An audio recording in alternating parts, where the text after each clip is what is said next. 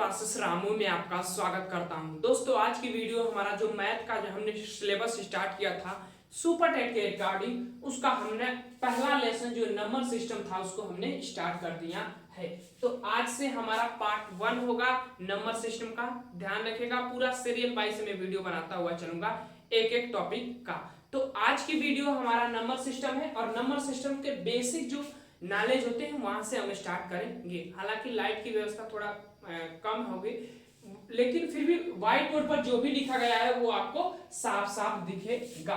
तो number system में अगर हम बात करें तो पहले चीजें हमें क्या पढ़ना होता है, संख्याएं, अंक ये हो क्या होते हैं और इनके डिफरेंट क्या होते हैं। फिर संख्याएं की जो प्रकार होती है उनके हम पार्ट को पढ़ेंगे बेसिक नॉलेज में। तो जैसे देखिए समझिए, अंक की अगर हम बात करें तो वो संख्याएं जो होती है जो 0 से 9 के पास तक होती है। जैसे 0 से लेकर 9 तक की सभी संख्याएं जो है अंक होती है।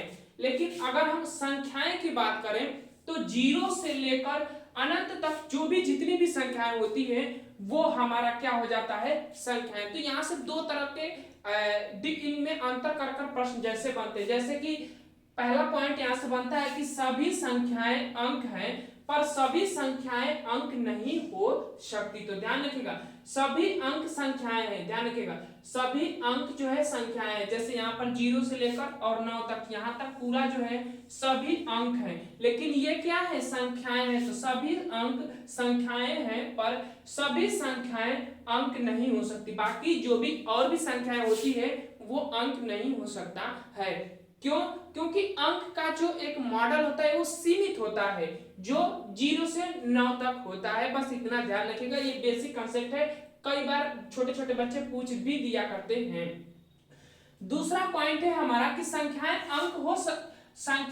अंकों की सहायता से बनाई जाती है। तो ये भी बात सही है। जैसे आप 10 को लिखे हैं तो 2 अंक हमें जरूरत पड़ी है, एक और एक 0 की। यहाँ पर 2 1 की जरूरत पड़ी है, तो ये भी हमारा क्या हो जाएगा, अंकों की सहायता से ही संख्याएं हम बना रहे हैं। आगे वही कंडीशन है, अंकों की सहायता से हम संख्याएं बना रहे हैं। तो ये भी पॉइंट सत्य ही होगा, संख्याएं अंकों की सहायता से बनाई जाती है। तो दोनों मोस्ट इंपोर्टेंट पॉइंट है, ध्यान रखिएगा।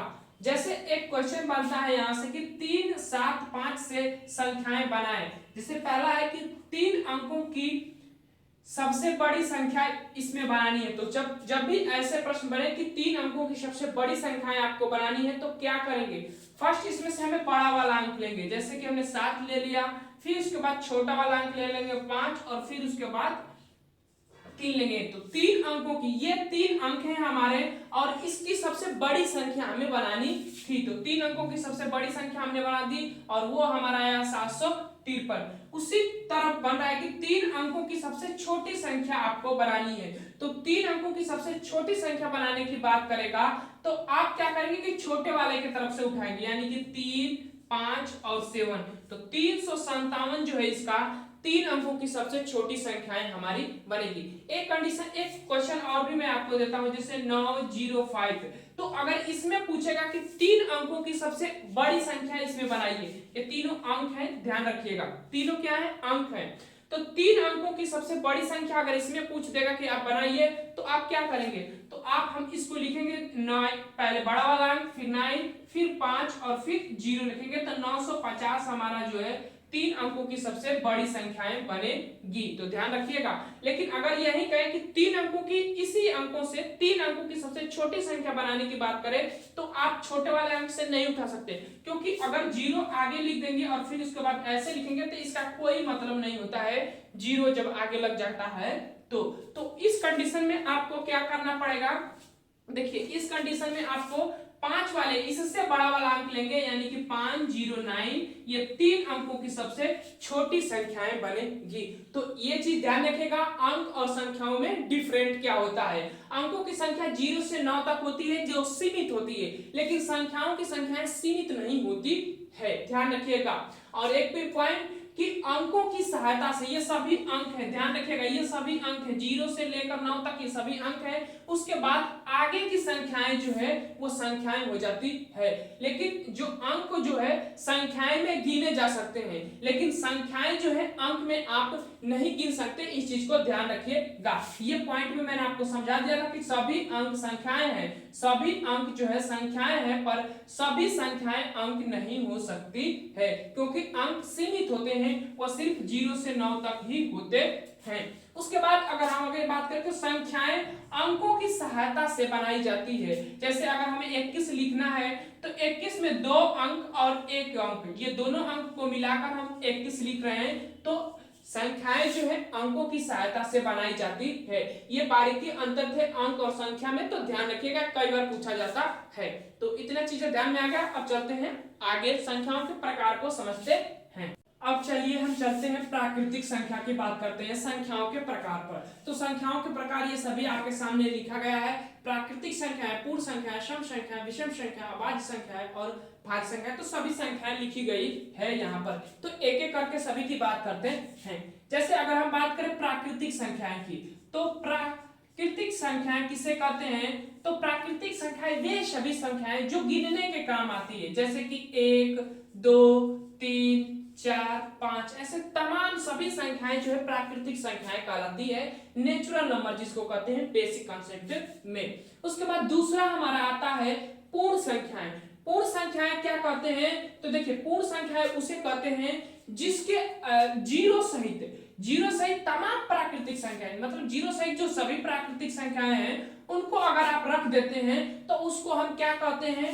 पूर्ण संख्या कहते हैं। तो पूर्ण संख्या भी पता चल गया कि पूर्ण संख्या किसे कहते हैं, सिर्फ 0 लग जाता है तो वो पूर्ण संख्या में अंतर्गत आ जाता है, वूल नंबर जिसको कहते हैं। उसके बाद एक चीज मैंने छोड़ दिया हूं, पूर्णांक। पूर्णांक क्या होता है उसको थोड़ा समझते हैं। तो पूर्णांक उसे हम कहते हैं जो जीरो सहित धनात्मक और ऋणात्मक सभी संख्याओं को, सभी प्राकृतिक संख्याओं को हम क्या कहते हैं?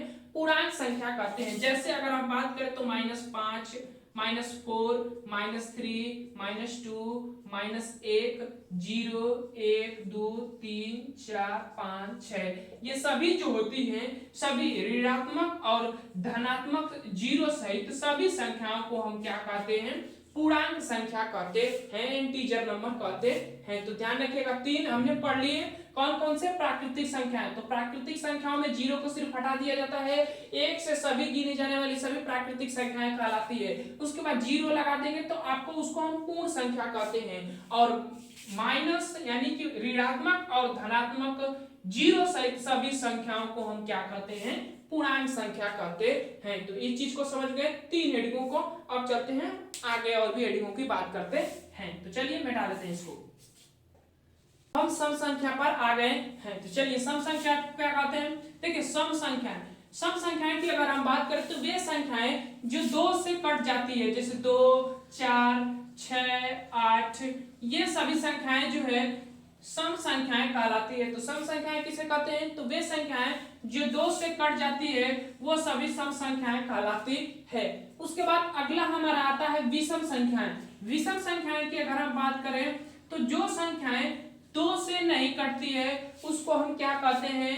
विषम संख्या कहते हैं। जैसे 1, 3, 5, 7 और आ जाता है 9, 11। तो ऐसे सभी जो संख्याएं होती है वो विषम संख्याएं कहलाती हैं जो 2 से नहीं कटती हैं। उसके बाद हम आगे चलते हैं और अगला हमारा है अभाज्य संख्याएं। अभाज्य संख्याएं की अगर हम बात करें,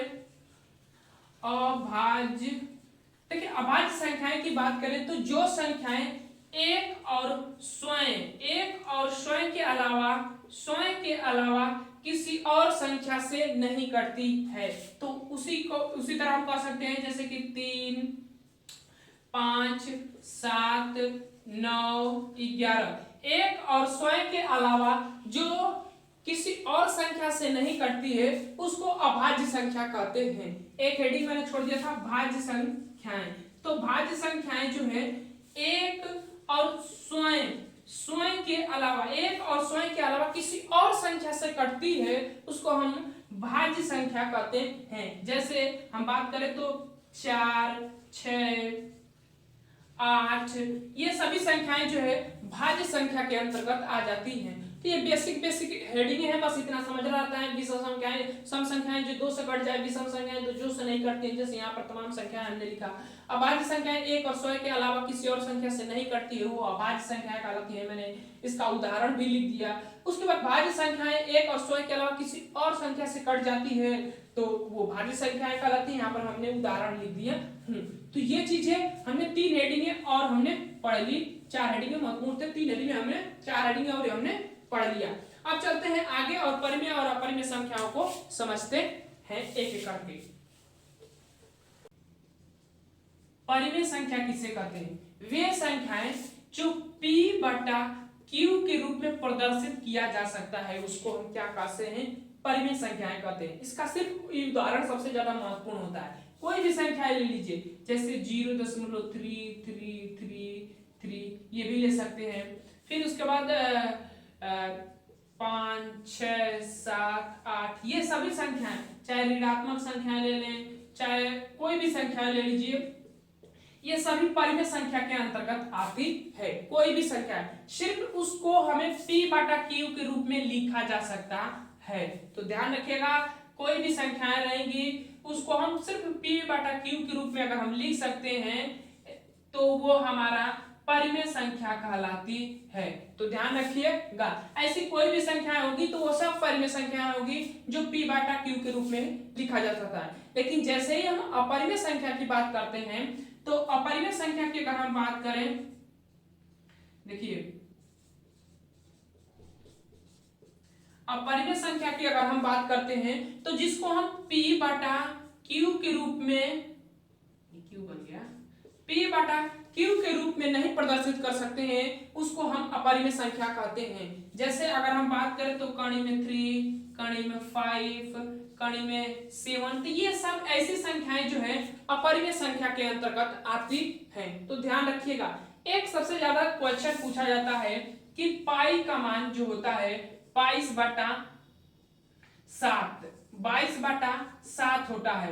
तो ये वाला अंक जो है ये परिमेय संख्याएं हैं।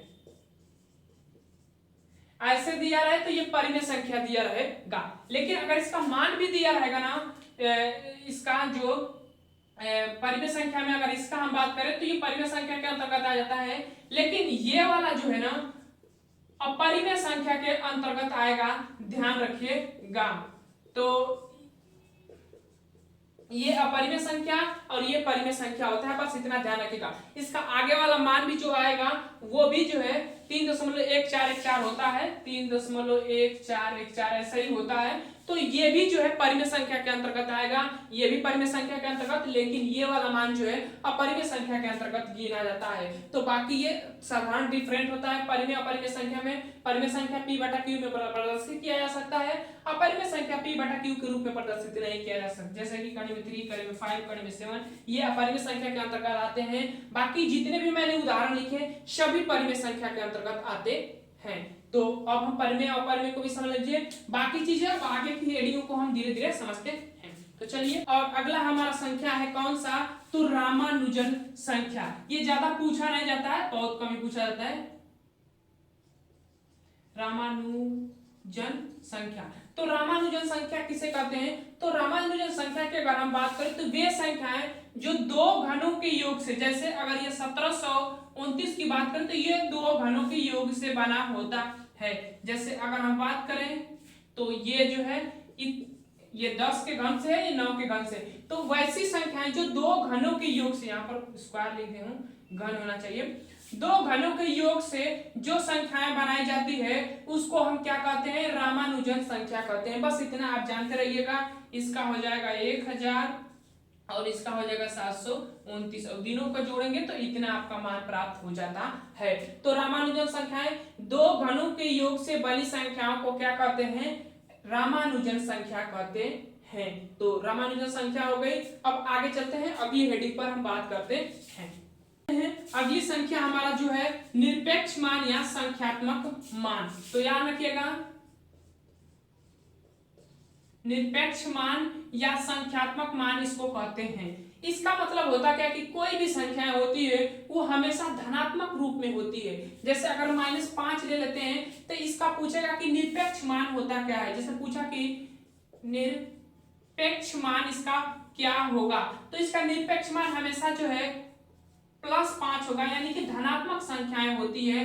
ध्यान रखिएगा ये हमेशा धनात्मक में ही उत्तर आता है निरपेक्ष मान। इसको हम इससे डिनोट करते हैं, ध्यान रखिएगा। जैसे अगर प्रश्न पूछे कि 5 का, ये 5 है और ये ऐसा जो लोगो बन जाता है तो ये निरपेक्ष मान का लोगो हो जाता है। तो 5 का यहाँ से क्या दिख रहा है, जैसे पूछेगा कि 5 का निरपेक्ष मान क्या होगा, तो 5 का निरपेक्ष मान हमारा 5 ही होगा। चाहे -5 कर दीजिएगा, -5 का निरपेक्ष मान क्या होगा, तो हमारा +5 हो जाता है।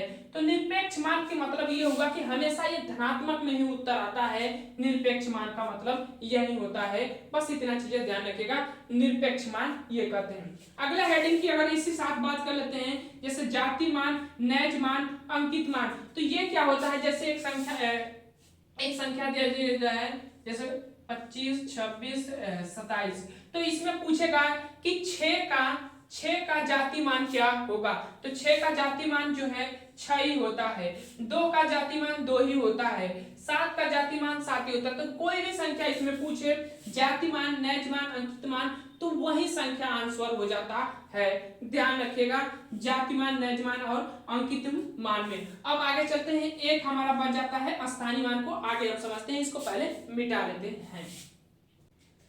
अब देखिए हम स्थानीय मान की बात करते हैं, इसको इंग्लिश में हम प्लेस वैल्यू कहते हैं। प्लेस वैल्यू इसको हम इंग्लिश में कहा जाता है स्थानीय मान को।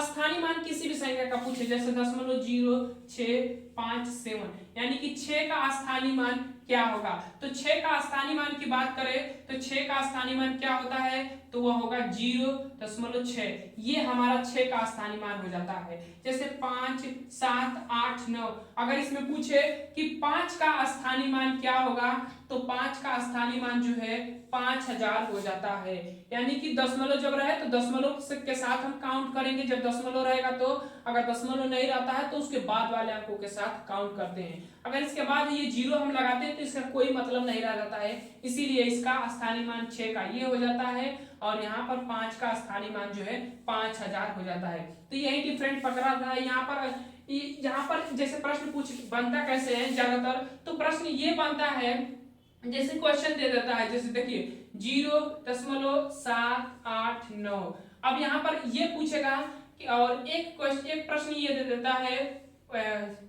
5067, ऐसे लिख देते हैं। तो यहाँ पर पूछेगा कि 7 और 6 के स्थानीय मान का अंतर आपको बताना है। तो यहाँ पर 7 का स्थानीय मान क्या हो जाता है हमारा 0.7 हो जाएगा, लेकिन यहाँ पर हमारा जो स्थानीय मान 6 का होगा वो हो जाएगा 60। तो 60 में से 0.7 घटाएंगे तो आपका क्या मान आएगा, देखिए यहाँ पर 10 तो 3 दशमलव लगा देंगे, फिर यहाँ पर हमारा 9 और 5, ये हमारा मान जो है अंतर आ जाता है। तो ऐसे प्रश्न पूछता है 7 का स्थानीय मान ये होगा, 6 का स्थानीय मान ये होता है। तो 6 का स्थानीय मान हमने 60 लिखा, 7 का स्थानीय मान दशमलव के बाद एक ही अंक है तो 7 लिख दिया जाता है। तो ये होता है स्थानीय मान। बाकी चीजें जितने भी डिफरेंट अंतर थे मैंने आपको इस चीजों में समझा दिया हूँ। तो मैं आशा करता हूँ कि ये वीडियो आपको पसंद आए। वीडियो पसंद आए तो चैनल को लाइक शेयर सब्सक्राइब आप जरूर करिएगा। जल्दी जो अगला वीडियो हमारा आएगा वो हमारा वीडियो विभाज्यता के नियम से आएगा। तो चलिए दोस्त वीडियो को समाप्त करते हैं। Thank you for watching this video.